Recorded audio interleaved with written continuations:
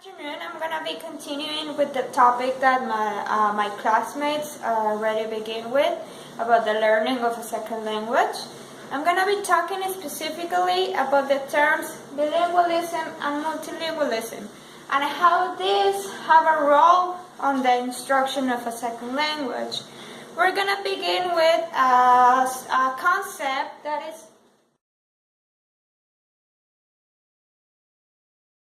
multilingual person. What is or who is a multilingual person?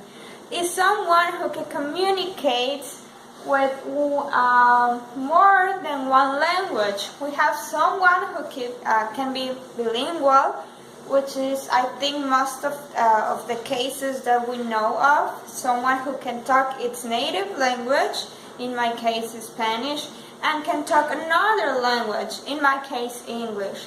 And we have someone who can be trilingual, someone that can talk more than three languages. For example, I have a cousin. She talks in Spanish. Her native language is Spanish. She got married with a Danish man, and she had two kids.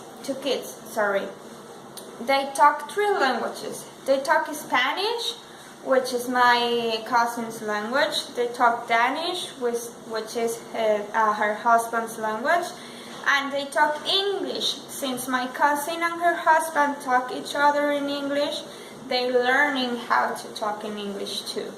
We're going to move on to the multilingual speakers, what they know or how they develop the second language. When you're learning the first language, which is your native one, language one, this is during your childhood and you get it by formal education. By your parents talking, by the school, by the teachers talking.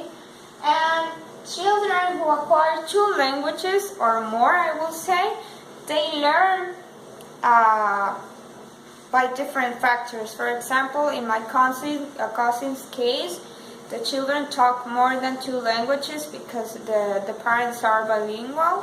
It could be two because they move to another country or they get in touch with people that talk different languages.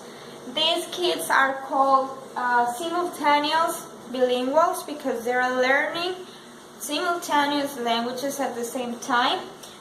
But most of the times one language dominates. It is easier for us, for example, that talk Spanish and English, to express ourselves in Spanish, even though we know how to talk English, because we are so in touch with the Spanish, with our parents, with our family at school, that it's easier for us. In the case of my cousin's son and daughter, they are used to talking Danish. So every time that you see them playing, you see them communicate with themselves, they talk Danish. So in this case, I will say the Danish is the ones that dominates in them.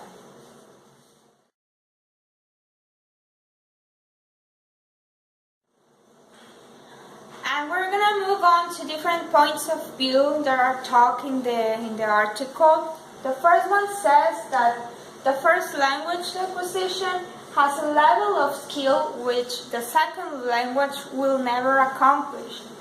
What does this mean?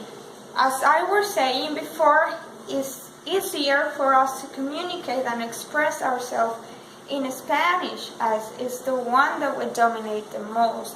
There are certain skills like speaking, technicisms, writing, certain things that we can do better in Spanish than in English, because it's not our first language and we are used to talking Spanish. Comments, he made some research and he got to the conclusion that the development of competence in our native language will be equally to the proficiency that you can transport or take into the second language acquisition. What does that mean? That if I have certain competence in my first language acquisition, I'm good at it, I can transport those as skills or knowledge to the second language acquisition.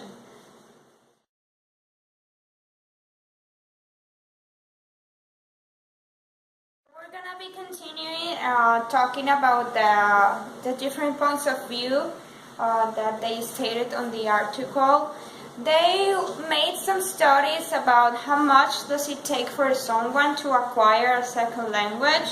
A first study stated that it took 1 year, but they keep making research and studies, and they got to the conclusion that it takes like 5 years more or less to learn a second language. In my opinion, I would say that you never actually stop learning or acquiring a second language. In my case, I've been acquiring the second language, English, since I was in kindergarten, and nowadays I learn new words, I learn new things, and so I think that you never actually stop learning. There were some studies that stated that students who complete bilingual instruction, they tend to get better grades, they got better academically, they get more cognitive elasticity, and they develop an ability to analyze visual patterns.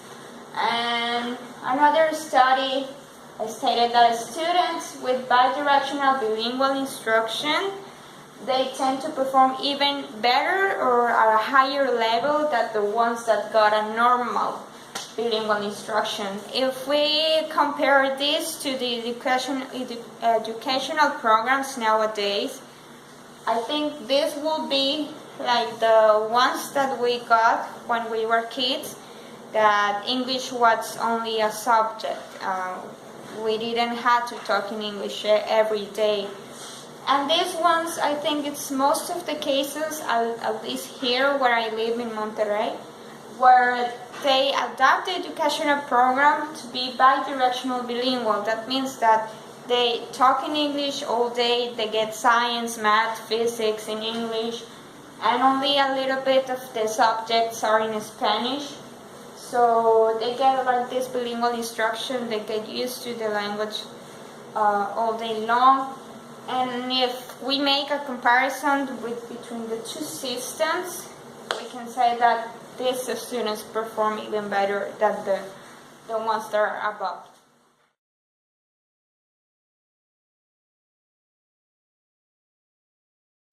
Now,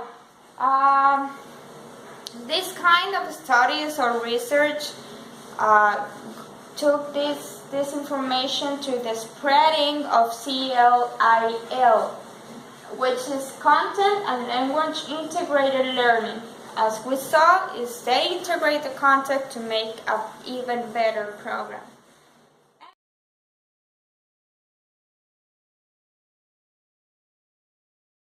We can conclude that second language acquisition term seems to fall short. We cannot explain like so easy the term of second language acquisitions because of the multilingualism.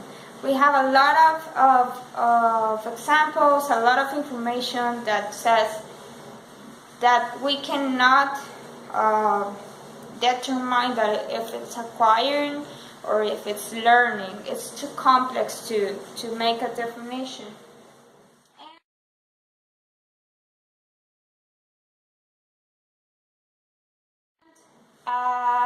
We have to take individual learning factors, as we saw before with our classmates, into consideration when we want to define a second language learning, because each one of the students has its individual factors, motivation, culture, and stuff like that. And we need to be careful how we structure the input of language in the curriculum, that means in the program. I think we as teachers have to be analyzing the way we teach, the way the learning actually happens in the classroom, how the student acquires the languages. We have to be flexible, we have to change methods, and we have to be updating our knowledge every day. I think nowadays we have a lot of tools to be teaching a second language. So we need to be careful how we teach. as a final So thought. thank you very much for watching my video and listening to me. I hope that I could explain myself and make myself clear. If you have any comments, please let me know. You can comment on my Facebook link and I can get in touch with you. So thank you very much for your time and have a good day.